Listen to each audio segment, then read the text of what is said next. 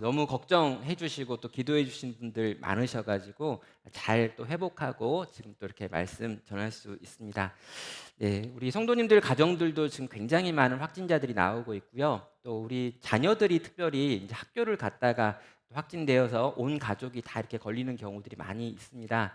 이제는 이제 이게 피해가기 좀 어려울 만큼 많은 분들이 주변에 있기 때문에 아프시거나 또 몸이 어려우시면 언제든지 좀 쉬면서 계속해서, 그리고 이제 곧 끝날 것 같은 이때를 잘 견디시는 우리 성도님들 되시고요. 언제든 이렇게 코로나와 관련해 가지고 우리 가정이 확진이 되는 경우들이 있으면 또 교회에 말씀을 해주셔서 교회가 전하는 위로를 또 받을 수 있으면 감사하겠습니다. 네, 오늘 저희가 함께할 하나님 말씀 보도록 하겠습니다. 우리 호세아 7장 8절부터 이 8장 14절까지 굉장히 긴 말씀 구절을 가지고 회개치 않음으로라고 하는 제목으로 오늘 말씀을 나누도록 하겠습니다. 지금 저희는 이 주일 설교 시간에 계속해서 호세아서 말씀을 보고 있었습니다. 특별한 사정 때문에 우리가 3주 정도 호세아서를 좀 하지 않고 다른 본문을 했었는데요. 다시 호세아서 본문으로 돌아와서 이 하나님의 진노와 하나님의 심판의 메시지가 선포되어지고 있는 부분들을 계속해서 살펴보도록 하겠습니다. 이제까지 1월, 2월 달에 또 3월 초까지 해가지고 이 성실하게 호세아서를 읽어오고 있는 우리 성도님들은 대부분 다 비슷한 생각을 할 것 같습니다. 북이스라엘은 하나님께 징계를 받아 마땅하구나라고 하는 생각입니다. 하나님께서 이스라엘 백성들을 향하여 계속해서 이렇게 경고하시고 또 책망하시고 돌아오라고 말했음에도 불구하고 이스라엘은 돌이키지 않았습니다. 하나님의 목전에서 죄를 범하였고 이 죄가 점점 심하여졌던 것을 우리는 기억하는 거죠. 오늘 본문에서도 우리는 하나님께서 이스라엘 백성을 향해서 심판을 경고하고 계시는 내용을 보게 됩니다. 자, 이런 연구를 할 때 특별히 구약에 나와 있는 하나님의 심판에 대한 이야기를 우리가 할 때 반드시 기억해야 될 이 중요한 원칙이 하나 있습니다. 하나님께서는 이스라엘 백성을, 하나님께서는 하나님의 백성들을 징계하시고 책망하기를 원하는 분이 아니시다라고 하는 부분입니다. 하나님이 어떻게 해석은 간에 이 때리기를 싫어하십니다. 하나님의 백성이 아픈 것이 그분에게도 고통이십니다. 내 아내가 아픈 것이 고통이고 내 자녀들이 깊은 탄식을 하게 만드는 것을 하나님은 기뻐하지 않으신다라는 것이죠. 여전히 그들을 사랑하기 때문입니다. 자, 나에게 그런 죄를 짓고 반복해서 내 외침을 무시했음에도 불구하고 내 이름의 명예를 땅에 던지고 짓밟아 버렸음에도 불구하고 하나님께서는 여전히 이스라엘 백성들을 사랑하고 계십니다. 사랑하는 내 백성이 고통당하는 것을 그분은 그 누구보다도 싫어하신다라는 것이죠. 성도 여러분, 그래서요, 우리는 이 심판에 관련된 메시지를 읽으면서도 하나님께서 이렇게나 많이, 이렇게나 자주, 이렇게나 오래 내가 너희를 징계하겠다라고 하는 말을 선지자를 통해 하시는 이유가 그분이 우리를 그렇게나 사랑하시기 때문이다라고 하는 것을 생각하고 기억해야 될 필요가 있는 것입니다. 정말 하나님이 우리를 사랑하지 않았다면요, 한두 번 경고한 다음에 치셨을 것입니다. 한두 번 경고해보고 아니 3번까지는 내가 참아주자라고 한 다음에 3번을 말해도 안 들으면 하나님께서 손을 들어 내리치셔야 했습니다. 그런데 이스라엘 백성들을 하나님이 치시는데 얼마가 걸리는가? 호세아가 처음 예언을 시작한 다음에 20년이 지난 후에 하나님께서는 이스라엘 백성을 치고 계십니다. 다시 말하면 하나님은 이스라엘 백성을 진짜 때리고 싶지 않았습니다. 그러나 그럼에도 불구하고 이스라엘 백성들이 변하지 않았고 끝까지 하나님의 경고를 무시함으로 말미암아 결국에는 맞게 되었다는 것이죠. 문제가 어디에 있습니까? 사람이 문제였던 것입니다. 하나님의 경고가 들렸습니다. 처음에는 회개하는 흉내라도 냈지요. 그런데 하나님의 경고가 또다시 반복됩니다. 자신들이 회개하지 않고 행동을 바꾸지 않았는데도 하나님의 경고하신 그 진노가 임하지 않는 것이죠. 그래서 조금 더 죄를 지어봤습니다. 그런데 하나님께서 경고하셨던 그 진노가 또 내리지 않는 것입니다.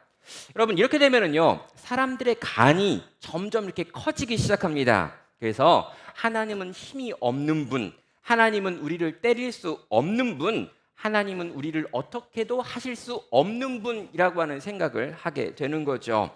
그래서 어떻게 됩니까? 점점 하나님을 무시하게 됩니다. 그리고 점점 죄를 적극적으로 짓게 되지요. 하나님의 법을 무시하는 일에 더 이상 양심의 가책을 느끼지 못합니다. 처음에는 개인적인 죄였는데 이 죄가 공동체적인 죄가 되고요. 처음에는 숨어서 하는 죄였는데 점점 드러내놓고 하는 죄가 되고 나중에는 이것이 죄다라고 하는 생각조차 하지 않는 그런 사회와 그런 민족이 되어 버리다라는 것입니다. 하나님의 법을 무시함에도 불구하고 전혀 가책을 느끼지 않게 된 사람들, 죄가 점점 커지고 점점 대담해지고 점점 깊어지게 된 사람들, 이게 바로 그 당시에 이스라엘 백성들이고 인간의 죄된 상태인 것입니다. 하나님은 선택하셔야 했습니다. 이대로 이스라엘 백성들이 죄 때문에 천천히 죽어가도록 해야 하는가? 아니면 이스라엘 백성이 죽는다고 비명을 지른다 할지라도 칼을 들어 이스라엘 백성의 썩어 있는 부분을 도려내야 할 것인가를 선택해야 하는 것이죠. 그리고 하나님은 칼을 들어 이스라엘을 째기로 결단하셨습니다. 왜입니까? 여호와 하나님은 라파의 하나님, 여호와 하나님은 치료하시는 하나님이시기 때문에 이 백성을 치료해서 이 백성이 아무리 비명을 질러도 그들을 고쳐내셔야 되는 하나님이시기 때문입니다. 그래서 하나님이 드시는 칼이 뭐냐면요, 북방에 있는 제국 아수리였습니다. 그 당시 가장 잔혹하고 가장 강력했던 이 이방 민족을 들어서 북이스라엘을 침략하도록 허용하셨고, 북이스라엘은 전쟁에 패배해서 그들에게 끌려가 포로로 살게 되는 것이죠. 오늘 본문을 보면은요, 하나님께서 이렇게 마음을 정하신 그 핵심적인 죄가 어떤 것이었는지에 대해서 말하고 있습니다. 자, 이스라엘의 죄가 어떤 것이었길래 하나님께서 이 심판을 확정하셨는가? 오늘 본문에 있는 그 긴 내용을 보면은요, 이스라엘 백성들 가운데 이 전체적인 이 민족, 이 이스라엘 민족 전체가 지었던 죄들이 무엇인지에 대한 내용들이 나오고 있습니다. 자, 오늘 본문을 제가 굉장히 긴 본문인데도 불구하고 한 번에 설교를 하려고 하는 이유가 있습니다. 뭐냐면 이 하나님의 징계와 심판에 대한 설교는요, 이 듣는 여러분도 되게 부담스럽지만 전하는 저에게도 굉장히 부담스러운 말씀이기 때문입니다. 거기다가 이게 한 번도 아니고 계속해서 반복적으로 나오는 구절들이 너무나 많지요. 이유가 뭐냐면요, 호세아가 이 설교를 했던 기간이 20년이라고 하는 기간이었기 때문입니다. 하나님께서 호세아를 통해서 이스라엘 백성들에게 20년 동안 내내 이 심판의 메시지를 경고하고 있었습니다. 그래서 이걸 쪼개가지고 한 번 한 번 하는 것도 굉장히 의미가 있지만 이것들을 묶어가지고 이 심판에 대한 메시지가 가지고 있는 공통점을 좀 찾아보고 이 전체적인 그림을 그려보면 하나님께서 왜 이스라엘 백성을 향해서 이렇게까지 징계에 대해서 말씀하시는지를 볼 수 있겠다라는 생각이 드는 거죠. 매번 전하기가 부담스러웠다는 첫 번째 이유와 이것들을 종합해가지고 이것들의 공통점을 가지고 보자라고 하는 생각 때문에 오늘 긴 본문을 여러분과 함께 나누게 되었습니다. 오늘 본문에 있는 죄는요, 이스라엘 백성들 한 사람 한 사람 개인들이 가지고 있는 죄라기보다는요, 민족적인 죄, 공동체적인 죄, 국가적인 죄들을 언급하고 있습니다. 그래서 제가 표 하나를 좀 여러분에게 보여드리려고 하는데요, 여기 보면 4가지 정도로 이스라엘 백성의 죄가 언급되고 있습니다. 7장 8절로 12절을 보면요, 강대국에게 의존하는 외교 정책에 대해서 하나님께서 언급을 하고 계시고요, 8장 4절부터 6절까지 보면 왕과 지도자를 어떻게 세워야 되는가에 대한 문제로 하나님께서 분노하고 계십니다. 또 7절부터 10절까지 있는 내용을 보면요, 일관성 없는 외교에 대한 이야기를 하고 계시고요, 11절부터 14절까지의 내용을 보면 마음이 없는 종교 시설물들을 끊임없이 건축하고 있는 내용들을 다루고 있습니다. 그럼 이런 부분들이 우리 개인의 신앙에 어떤 영향을 미칠 수 있을까? 하나하나 살펴보는 것도 의미가 있을 수 있습니다. 그런데 그렇게 하려면요, 이 설명이 굉장히 많이 필요하기 때문에 그렇게 하다 보면 이 심판에 대한 설교를 또 한 달 넘게 계속 할 수밖에 없습니다. 그래서 저는요, 이 민족적인 죄가 갖는 공통점만 보려고 하는 것이죠. 과연 어떤 공통점을 가지고 있길래 하나님께서 아수르라고 하는 무시무시한 채찍을 들게 되셨던 걸까요? 자, 오늘 본문에 나와 있는 내용들을 나중에 천천히 한번 집에서 읽어보시면 좋겠습니다. 그런데 읽다 보시면은요, 이 이스라엘을 부르는 다양한 이미지들이 나와 있는 것들을 보게 됩니다. 원래 선지서라고 하는 장르가 이미지를 많이 사용을 합니다. 그런데 오늘 유독 이 본문에는 이미지들이 많이 펼쳐져 있죠. 자, 왜 이렇게 이미지들이 많이 나오는가, 그림들이 많이 나오는가, 비유들이 많이 있는가라고 생각을 해보면요, 이스라엘 백성 개인들의 죄를 언급할 때는 굳이 이미지가 필요가 없습니다. 왜냐하면 이 죄, 이 죄, 이 죄 딱 그러면 그게 마음에 딱 꽂히면서 그렇지, 그게 나의 죄고 우리 가정의 죄였지라고 하는 생각을 할 수 있기 때문입니다. 그런데 이 이스라엘 민족의 죄, 이 큰 국가의 죄를 언급하면 그게 나랑 무슨 상관이 있지라고 하는 생각을 우리 대부분은 하게 됩니다. 그건 왕들이나 고민할 문제고 이 나라를 다스리는 어떤 정치가들이 고민할 문제지, 내가 외교 정책이 어땠는지, 거대한 건축물들이 어땠는지, 그리고 이 왕을 세우는 방식에 대하여 내가 그게 무슨 죄고 그것이 나에게 어떤 의미가 있는지 우리는 도무지 생각하기가 어렵기 때문입니다. 그래서 하나님께서는 이 부분을 이야기하시면서 그들에게 다가올 만한 특별한 이미지들을 사용해 가지고 이 민족이 가지고 있는 죄의 내용들을 지금 보여주고 있습니다. 강대국에 의존했던 외교 정책, 정권 교체를 위한 지도자 선출 방식, 종교 시설의 중축, 국방을 위해 쌓은 높고 큰 성벽의 건축 등과 같은 죄를 설명할 때는 이미지가 필요했다는 것이죠. 나는 그 이야기와 아무 상관이 없다라는 생각을 갖고 있는 우리 대부분을 생각하기 때문입니다. 자, 오늘 본문에 나와 있는 이미지는요, 총 6가지가 있습니다. 역시 이 6가지를 좀 여러분이 보시고 여러분이 가지고 있는 성경에 표시할 수 있으면 한번 표시를 하셔도 좋겠습니다.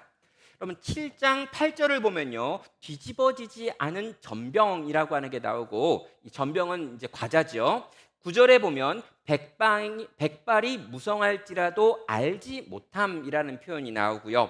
11절을 보면 어리석은 비둘기가 등장을 하고요. 16절에 보면 속이는 활이 등장합니다. 이게 7장에 나와 있는 4가지 이미지고요. 8장을 보면 8절에 즐겨 쓰지 않는 그릇이 등장하고 9절에 홀로 떨어진 들나귀라고 하는 것이 등장하고 있습니다. 이렇게 6가지 이스라엘 백성을 향해 하나님이 부르시는 이미지들이 있더라는 거죠. 이 이미지들을요, 아주 간단하게 아주 짧게 한번 설명을 해보면요, 이 뒤집어지지 않는 전병은 이 화덕에서 과자를 굽고 있는데 뒤집어야 될 타이밍을 놓쳐가지고 뒤집지 않은 전병입니다. 한쪽은 다 익었는데요, 그래서 먹으려고 딱 하면 반대편에 이 반죽이 그대로 있다는 거죠. 겉으로 보기에는 먹을만한 것 같아가지고 입에 넣었는데 실제로 먹을 수 없는 과자, 이게 뒤집어지지 않는 전병입니다. 그럼 백발이 무성한데도 모름이라고 하는 말은요, 2가지로 해석되고 있습니다. 첫째는 원래 백발이 될 만큼 나이를 먹으면 인생의 중요한 지혜를 가지고 있어야 되는데 신체적으로는 백발인데 생각으로는 이 지혜가 없는 사람을 말할 때 백발이 무성한데도 모름이라고 설명을 하고요. 또 하나는 모든 사람들이 보기에 노쇠해서 더 이상 이 앞에 설 수 없는 사람인데 자기 자신은 늙었다는 걸 인식하지 못함으로 늘 주인공 노릇을 하려고 하는 사람, 이 사람이 바로 백발이 무성한데도 모르는 사람이라고 지금 설명할 수도 있습니다. 그럼 어리석은 비둘기라고 하는 표현은요, 비둘기는 기본적으로 지혜를 상징하는 새인데요, 이 새가 마땅히 있어야 될 지혜가 없는 겁니다. 그래서 편지를 전달해야 되는데 편지를 전달 못하는 새를 의미할 때 어리석은 비둘기라고 하는 말을 쓰고 있고요. 속이는 활이라고 하는 건 겨냥틀이 잘못된 활인데 잘 겨냥하여 쏘면 표적에 날아가야 되는데 엉뚱한 대로 날아가는 활을 여기 잘못 속이는 활이다라고 지금 설명을 하고 있습니다. 여러분 즐겨 쓰지 않는 그릇은요, 겉은 멀쩡하나 어떤 이유 때문에 주인이 사용하지 않는 그릇을 말하고요, 그냥 자리만 차지하고 있는 그릇을 말할 때도 이렇게 말할 수 있습니다. 그리고 혼자 다니는 들나귀라고 하는 건요, 분명 나귀이기 때문에 짐을 옮기는 데 쓰일 수 있을 것 같은데 실제로 멍에를 메어본 적이 없는 나귀이기 때문에 짐을 옮길 수 없는 고집불통 나귀를 말할 때 사용하는 표현들입니다. 자, 여러분, 이 6가지 이미지들에서 간단하게 한번 정리를 해봤습니다. 그런데요, 이 6가지 이미지들은 각기 다른 걸 말하고 있지 않지요. 한 가지를 말하고 있습니다. 바로 겉과 속이 다른 것들을 말하고 있는 거죠. 겉으로 보기에는 괜찮아 보입니다. 겉으로 보기에는 좋은 것 같아 보입니다. 그러나 막상 그걸 사용하려고 보면 이상한 것들이라는 거죠. 막상 보기에는 굉장히 좋아 보였는데 그것을 사용하려고 하면 전혀 쓸 수 없는 것들이라고 하는 공통점을 가지고 있는 이 6가지 이미지들로 이스라엘 백성들을 향해서 하나님이 부르고 계시다는 거죠. 겉으로 보기에는 이것들을 할 수 있겠다라고 하는 생각이 듭니다. 그런데 막상 그걸 하려고 딱 사용해 보면 아무것도 되지 않는 것들, 이것이 이스라엘 백성의 상태였고 그들의 죄의 핵심이었던 거죠. 그럼 북이스라엘 백성들을 보면 딱 이렇습니다. 그들은 하나님을 예배하는 사람들이었습니다. 여전히 제사를 드리고 있습니다. 종교적인 의식을 진행하고 있고 율법을 가르치고 배우고 전파하는 일들을 했습니다. 그들은요, 어떻게 보면 종교적인 일에도 꽤 열심을 보였던 사람들입니다. 여호와를 위하여 제단을 쌓고 건물을 만들고 그 안에서 모임도 만들고 행사도 진행을 했기 때문이죠. 겉으로 보기에는요, 분명 하나님 나라 백성 맞습니다. 그런데 막상 중요한 결정의 순간이 되어서 뭔가를 선택하라고 하면 그 순간에 절묘하게 하나님과 무관한 선택, 하나님의 말씀과 무관한 선택, 진리와 무관한 선택, 십자가의 길과 무관한 선택을 하더라는 거예요. 겉으로 보기에는 하나님 백성이 진짜 맞는 것 같은데, 겉으로 보기에는 다 익은 것 같은데, 겉으로 보기에는 잘 날아가는 화살 같은데, 겉으로 보기에는 좋은 낙이 같은데, 겉으로 보기에는 여러 가지가 다 괜찮아 보였는데 막상 중요한 순간에 하나님 백성으로 똑바로 한번 살아봐야 한다라고 하는 어떤 상황이 닥치면 그 상황에서 정확하게 거꾸로 움직이거나 잘못 움직이거나 왜곡되어 움직이는 사람들, 바로 이 사람들이 북이스라엘 백성들이었고, 그래서 하나님께서 그들에게 당신의 일들을 맡기실 수 없었고 결국에 책망하기로, 징계하기로 결정하셨다는 것입니다. 그럼 먹을 줄 알았는데, 먹을만 할 줄 알았는데 딱 들어서 먹었는데 반죽이 느껴진다면 어떤 느낌일까요? 지혜로운 줄 알았는데 한없이 미련합니다. 똑똑한 비둘기인 줄 알아가지고 다리에다 뭔가를 묶어가지고 보냈는데 엉뚱한 곳에다가 전달을 합니다. 적의 심장을 뚫을 줄 알았는데 그 화살이 날아가가지고 아군에게 상처를 입힙니다. 그릇이긴 한데 막상 쓰려고 하니까 너무 더러워서 쓸 수가 없습니다. 짐을 실려고 했는데 훈련되어 있지 않기 때문에 그 짐을 업고 그 짐을 짓밟고 있는 것을 보게 됩니다. 그게 이스라엘 백성의 상태였던 거죠. 괜찮아 보이고 쓸모 있어 보이고 믿음 좋아 보였는데 막상 사용하려니 아무짝에도 쓸모 없는 것들, 그것이 북이스라엘 전체의 상태였습니다.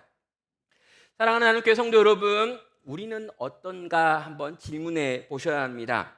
우리는 이 평가 앞에서 자유로운 사람들인지 물어보셔야 한다는 거죠. 겉으로는 이것도 저것도 할 수 있는 사람들인 것 같아 보입니다. 그런데 막상 우리가 정말 그것들을 할 수 있는 사람이냐라고 스스로에게 물으셔야 한다는 거죠. 겉으로는 또 말로는 다 잘할 것 같은 사람입니다. 겉으로 보여지기에는 나는 괜찮은 신앙을 가지고 있고 괜찮은 역할을 감당할 수 있을 것 같습니다. 그런데 여러분, 중요한 건 뭐냐면요, 막상 정말 중요한 순간이 돼가지고 내가 하는 선택이 과연 주님이 기뻐하시는 그 선택이냐라고 하는 질문이죠. 여러분, 운동 경기 할 때 이런 사람들이 있습니다. 여러분, 경기장 안에서 안 움직이고요, 경기장 밖에서 끊임없이 막 해석을 하는 거예요. 그리고 막 훈수를 두는 겁니다. 왜 저 선수가 저걸 못하냐, 저렇게 트리핑을 못하냐, 막 이러면서 막 화를 막 내는 거죠. 막 소리를 지르고 욕을 합니다. 근데 여러분, 막상 그 사람한테 운동복을 입혀가지고 경기장에 집어넣으면 골을 못 넣는 사람인 거죠. 막상 진짜 선수로 뛸 만한 능력은 되지 않는데 겉에서 설명과 훈수는 최고로 잘하는 사람, 그런 사람들이 우리 주변에도 있습니다. 그럼 그건 다 겉모습이었고요, 거짓말이었고요, 쇼였던 것이죠. 믿음이 있는 것 같습니다. 그러나 막상 믿음으로 살아야 되는 그 순간이 왔을 때 그 믿음을 전혀 사용하지 못하는 것이죠. 뭔가 일이 주어지기만 하면 그걸 잘 할 수 있다라고 주변에 늘 이야기하고 다녔는데, 그래서 막상 그 일을 줘보니까 그 일을 전혀 할 수 없다는 걸 증명하는 것입니다. 수없이 많은 이유와 핑계를 만들어서 결국에 그 일을 못하는 사람들, 바로 그 사람들의 모습이 이 북이스라엘의 모습이고 어쩌면 우리들의 모습일 수도 있다는 것이죠. 사랑하는 성도 여러분, 이 하나님의 진단으로부터 나는 자유합니까? 우리 가정은 자유합니까? 우리 교회는 자유합니까? 이 땅의 교회는 자유한 교회일까요? 사랑하는 성도 여러분, 하나님께서는 지금 그런 이들을 바라보시면서 내가 더 이상 너희의 그 겉모습에 속지 않겠다라고 말씀하고 계시는 것입니다. 그리고 오늘 또 우리 주님께서 우리를 향해서도 동일하게 묻고 있는 거죠. 너희의 겉모습이 아니라 너희의 중심은 정말 그 일을 감당할 수 있느냐? 정말 나의 뜻대로 이 땅을 살아갈 수 있느냐라고 질문하신다는 것입니다. 성도 여러분, 하나님께서는요, 이런 무늬만 하나님 백성들을 참으로 오랫동안 지켜보셨고 오랫동안 참아주셨습니다. 그리고요, 조금 더 참아주실 마음도 있으셨던 것 같습니다. 그런데요, 몇 가지 일이 발생을 했지요. 그리고 이 사건들을 경험하시다가 이제 우리 하나님께서는 더 이상 이들을 내버려 둘 수 없겠다라고 하는 마음의 확신을 얻게 됩니다. 하나님께서 이 백성을 향해서 이런 6가지 이미지들로 계속해서 이야기했습니다. 너네의 중심이 변화되지 않았다. 너네의 삶이 바뀌지 않았다. 겉모양은 번지를 하지만 실제 그렇게 못 산다라고 이야기를 하셨어요. 그러면서 계속 그러면 내가 너를 치겠다라고 계속해서 경고하셨습니다. 그런데 이스라엘 백성이요, 그 이야기 들으면서 돌이키지 않았어요. 그리고 어떻게 합니까? 그렇게 맞을 때마다, 그렇게 혼날 때마다, 뭐라고 경고를 들을 때마다 하나님을 향하여 한 소리씩 했습니다. 여러분, 한 소리씩 했는데 그렇게 그들이 했었던 3가지 말이 있는데 요 말을 하나님이 다 들어보신 다음에 안 되겠다, 너네는 진짜 두들겨 맞아야겠다라고 확신하며 이제 매를 드시는 것이죠. 자, 그들이 했었던 3가지 말을 한번 본문 전체를 통해서 살펴보겠습니다. 첫 번째로 그들이 했던 말은 뭐냐면요, 성심으로 하나님께 부르짖지 않았습니다. 여러분, 13절과 14절에 나와 있는데요, 화 있을진저 그들이 나를 떠나 그릇 같음이라 패망할진저 그들이 내게 범죄하였음이라 내가 그들을 건져주려 하나 그들이 나를 거슬려 거짓을 말하고 성심으로 나를 부르지 아니하였으며 오직 침상에서 슬피 부르짖으며 곡식과 새 포도주로 말미암아 모이며 나를 거역하는도다라고 말하고 있습니다. 여러분, 이스라엘 백성들은요, 하나님을 향해 부르짖기는 했습니다. 우리가 보기에요, 하나님께 나아가서 침상에서 부르짖고 있는 이 이스라엘 백성을 보면 와, 진짜 회개했나 보다라고 하는 생각을 하지요. 그런데 하나님은 보시면서 아니다, 그 회개는 거짓이다라고 말하고 있습니다.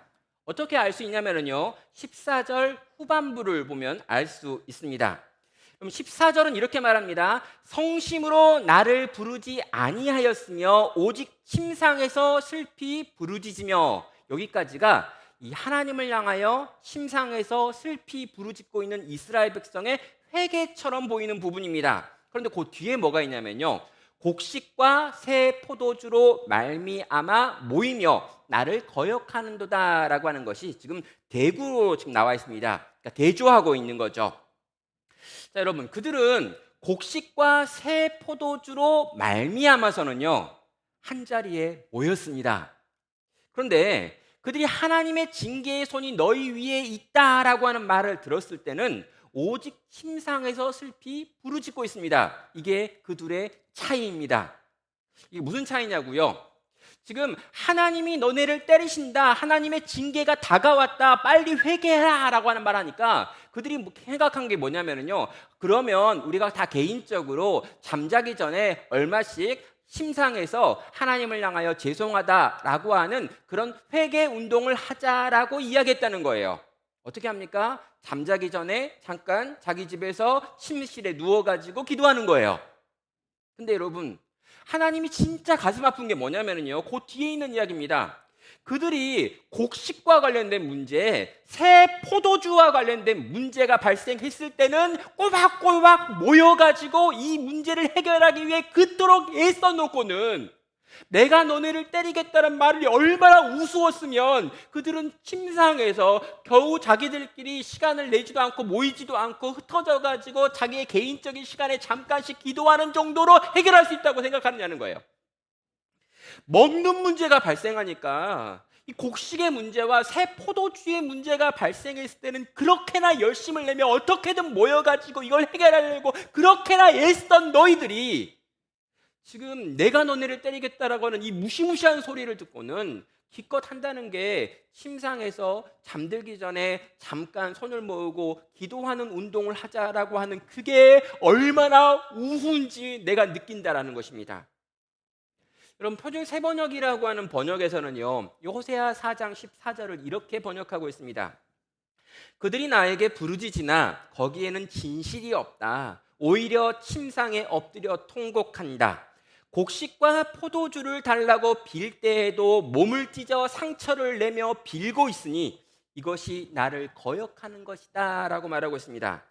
여러분, 개역 개정 성경에는요, 모였다라고 이야기하고 있는데 이 표준 세번역이라고 하는 번역에서는 몸을 찢어 상처를 내고 빈다라고 지금 말하고 있습니다. 그럼 표준 세번역이 이렇게 번역한 이유는 원어가 바로 요 뜻이기 때문입니다. 여러분, 히브리어 원문에 보면은요, 몸을 찢어 상처를 낸다라고 지금 설명을 하고 있어요. 이게 지금 무슨 말입니까? 그럼 몸을 찢어 상처를 내는 예배가 여러분, 엘리야와 바알의 제사장 450명이 싸울 때 바알의 제사장이 했었던 이 제사의 방식이었습니다. 450명의 바알의 제사장들이요, 하늘에서 불을 내려달라고 그 바알을 향해서 온몸을 찢으며 피를 흘리며 막 구했던 이 열광적인 예배가 있었죠. 그러니까 뭡니까? 지금 이스라엘 백성들이요, 하나님 앞에 회개할 때는 침상에 앉아가지고 잠깐 회개했는데 이 먹는 문제가 발생하니까 먹는 걸 좀 달라고 할 때는 바알한테 가가지고 바알에게 자기 몸을 찢으며 피를 흘려가면서까지 열심을 내서 빌고 사정하더라라고 지금 원어에는 나와 있는 것입니다.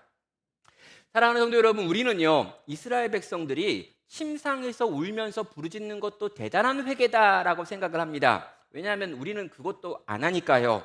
근데 여러분, 그 정도면 충분할 거다라고 우리는 대부분 생각합니다. 그런데 하나님께서는 결코 그것을 그렇게 이해하지 못하겠다는 것이죠. 너네의 그 행동을 보니까 그들의 곡식과 새 포도주를 얻기 위해서는 바알 앞에서 자기 몸에 상처를 만들어내면서 열심을 내서 그렇게 구하더니만 내 진노의 손 아래 있다는 말을 듣고는 침상에서 우는 정도로 끝내고 있구나라고 지금 하나님은 탄식하시며 그들이 나를 거절했다라고 선언하시는 것입니다. 성도 여러분, 하나님 보시기에 그건 성실하고 진실한 마음으로 회개하는 모습이 아니었던 것이죠. 그것은 가짜 회개였습니다. 하나님은 이런 회개를 받으실 수가 없으십니다. 여러분, 이런 회개를 받고 하나님이 용서하시면 인간은 어떻게 됩니까? 하나님을 속이는 게 참 쉽다라고 생각을 하는 거죠. 여러분, 인간이 하나님을 우습게 여기면 어떻게 됩니까? 더 많은 죄를 더 열심을 내어 짓다가 더 심한 멸망으로 들어갈 수밖에 없습니다. 여러분, 하나님도 속아주고 싶습니다. 그러나 이대로 내버려주면 진짜 망할 것이기 때문에 하나님은 더 이상 속지 않으시기를 결단하시고 이스라엘을 향한 진노를 발하시기를 결정하셨던 것입니다. 그럼 두 번째로요, 이스라엘 백성이 하고 있는 큰 말실수가 있습니다. 그들이 하는 말은요, 내가 하나님을 안다라고 하는 주장이었습니다. 그럼 8장 2절은 이렇게 말합니다. 그들이 장차 내게 부르짖기를 나의 하나님이여 우리 이스라엘이 주를 아나이다 하리라. 이스라엘은 이미 선을 버렸으니 원수가 그를 따를 것이라 라고 말합니다. 하나님을 안다라고 이스라엘 백성은 지금 주장하고 있습니다. 이건 엄청난 고백이죠. 여러분, 안다라고 하는 이 표현은요, 사랑한다라고 하는 표현이기도 합니다. 우리는 하나님을 알고 하나님을 사랑하는 하나님과 특별한 관계 가운데 있는 사람들입니다 라고 그들은 주장을 했다는 거죠. 멋진 주장을 했습니다. 그런데요, 그 주장 바로 뒤에 하나님께서 그들을 보시며 하시는 말씀이 이스라엘은 이미 선을 버렸으니 라고 말합니다. 하나님이 원하시는 그 뜻과 계획을 버렸다라고 하는 의미고요, 하나님과의 관계를 깨버렸다라고 하는 의미입니다. 그럼 하나님을 알면서 하나님을 사랑하면서 선을 버릴 수 있을까요? 결코 그럴 수 없습니다. 하나님을 알고 하나님과 특별한 관계가 있다라고 하면은요, 정말 그것이 사실이라면 하나님을 알고 사랑하는 만큼 그들은 하나님의 선하신 뜻에 복종하는 삶을 살아냈어야 합니다. 그런데 입으로는 하나님을 안다, 우리는 다 하나님을 알아 라고 이야기했지만 막상 그들의 삶은 선을 이미 버렸다는 것입니다. 하나님이 뜻하는 것, 원하시는 것, 바라시는 걸 버린 채 살아가면서 하나님을 안다라고 주장하는 건 거짓이라는 것이죠. 여러분, 하나님의 뜻과 무관하게 살면서, 하나님의 마음과 무관하게 살면서 삶 전체로 바알을 끌어안고 바알이 원하고 뜻하는 대로 살아가면서 하나님께서 징계하려고 손을 딱 드니까 하나님, 내가 하나님을 알아요, 하나님을 사랑해요, 하나님을 존중하고 존경하고 하나님과 특별한 관계가 있지 않나요? 라고 말하면서 그 손 때리면 안 된다라고, 그 손으로 우리 내리치면 그건 잘못된 거라고 지금 주장하는 이스라엘 백성의 목소리를 듣고 있는 것이죠. 여러분, 지금 아버지와 아들이 싸움이 벌어났는데요, 이 아버지의 뜻을 하나도 지키지 않는 아들이 있습니다. 그래서 아버지가 정말 참을 수 없어가지고 손을 들어 그를 때리려고 하는데 그 순간에 아들이 아버지, 저는 아버지를 사랑하고 아버지를 존경합니다 이렇게 주장하는 거예요. 아버지와 제 사이에 어떤 관계인데 이걸 깨시고 아버지가 저를 때리려고 하십니까? 라고 지금 소리를 지르고 있는 것이죠. 세상의 아버지는 속을 수 있습니다. 그러나 하늘 아버지는 결코 속지 않으십니다. 그분의 대답입니다. 너는 내게 그 사랑과 존경을 순종으로 표현한 적이 없다. 나는 보이지 않는 사랑을 만들어 본 적이 없다. 그러므로 내가 나를 안다는 말은 거짓말이며 나를 사랑한다는 그 말도 거짓이다 라고 지금 선언하고 있는 것입니다. 하나님께서는 이 거짓된 회개, 거짓된 돌이킴, 거짓된 하나님에 대한 지식이 있는 그들을 향해서 더 이상 참을 수 없고 징계하시겠다라고 선언하시는 거죠. 마지막 세 번째는요, 하나님께서 그들에게 주신 율법을 그들은 이상한 것으로 여기고 있습니다. 종교적인 건축물들을 건축하고요, 제사를 드리고 형식을 갖추는데 열심을 냈습니다. 그러나 그들은 하나님께 대하여 그들을 위하여 순종하라고 주신 이 율법을 이상한 것처럼 취급했고 이상한 것처럼 취급했기 때문에 그 율법에 순종하지 않는 삶을 살았다는 것이죠. 여러분, 11절은 이렇게 말합니다. 에브라임은 죄를 위하여 제단을 많이 만들더니 그 제단이 그에게 범죄하게 하는 것이 되었도다. 내가 그를 위하여 내 율법을 만 가지로 기록하였으나 그들은 이상한 것으로 여기도다. 그들이 내게 고기를 제물로 드리고 먹을지라도 여호와는 그것을 기뻐하지 아니하고 이제 그들의 죄악을 기억하여 그 죄를 벌하리니 그들은 애굽으로 다시 가리라라고 선언하고 계십니다. 하나님께서 이스라엘 백성들을 위해서 이스라엘 백성이 정말 행복하기 위하여 이 율법을 주셨습니다. 그럼 율법을 줘도요, 만 가지나 주셨다라고 이야기합니다. 많이 주셨다는 거예요. 왜요? 율법 자체는 하나님 백성에게 너무너무 좋은 것이었기 때문에 이 좋은 걸 하나님이 넘치도록 그들에게 주었다는 거예요. 그런데 이 만 가지나 되어지는 율법을 받은 이스라엘 백성들의 태도가 어떤 거였냐면 이 율법을 받고 이 율법을 이상한 것 취급했다라고 말하고 있습니다. 원어를 직역하면은요, 이 낯선 것 취급입니다. 낯선 것, 낯설어 했다는 거예요.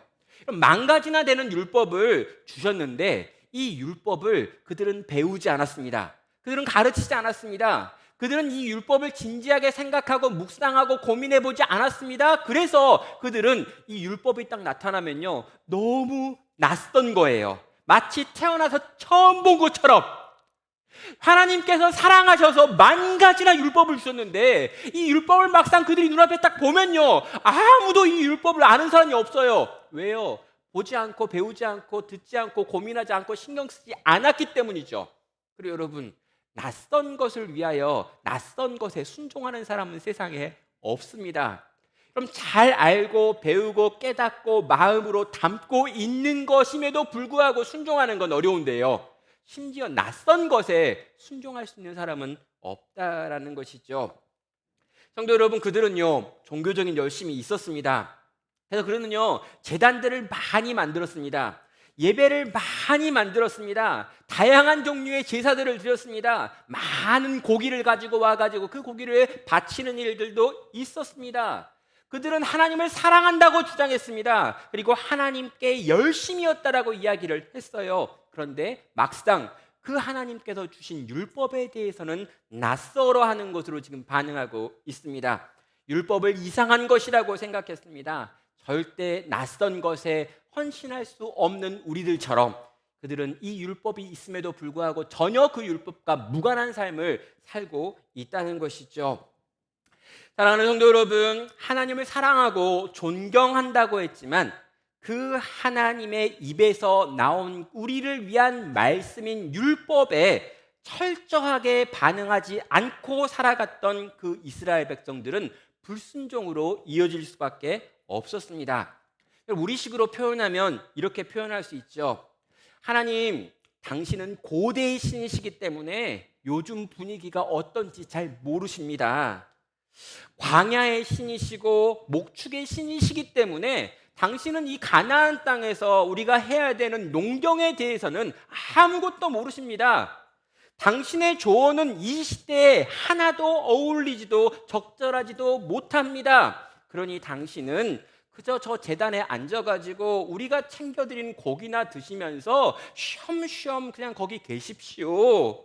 가끔 우리가 뭐 필요한 거 있으면 가가지고 말씀을 드릴 테니까 그 필요한 거 몇 가지만 해결해 주시고 나머지는 그냥 가만 계시면 됩니다. 우리가 알아서 우리 생각과 우리 뜻대로 다 그냥 할 테니까 제발 좀 우리의 인생을 향하여 뭐라고 말 좀 하지 마세요.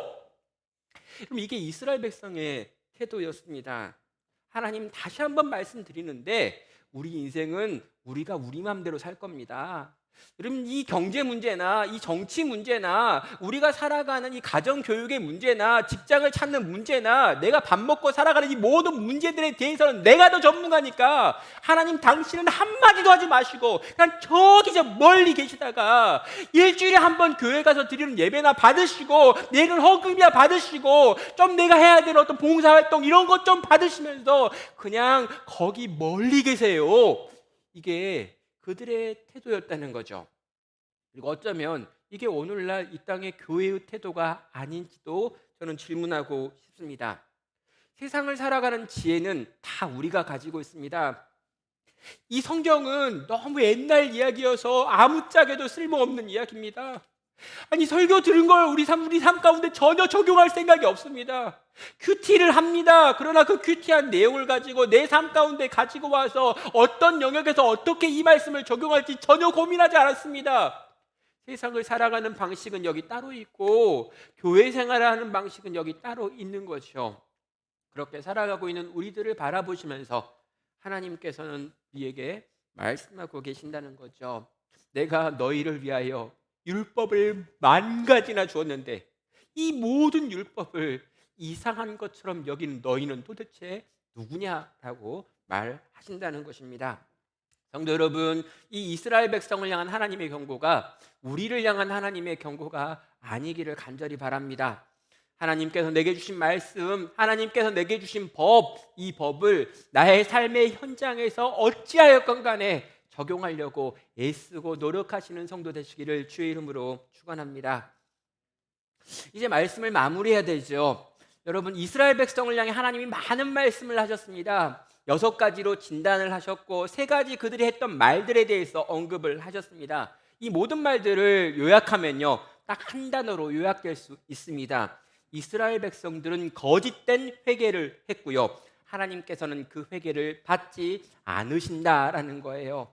반복적인 그들의 거짓된 회개를 보시면서 더 이상 하나님께서 속아주지 않아야겠다라고 결정을 하셨고, 결국에 손을 들어 치신 것이 아수르의 채찍에 이스라엘이 맞아 완전히 쪼개지고 깨어지고 사라지는 것이었다라는 것입니다.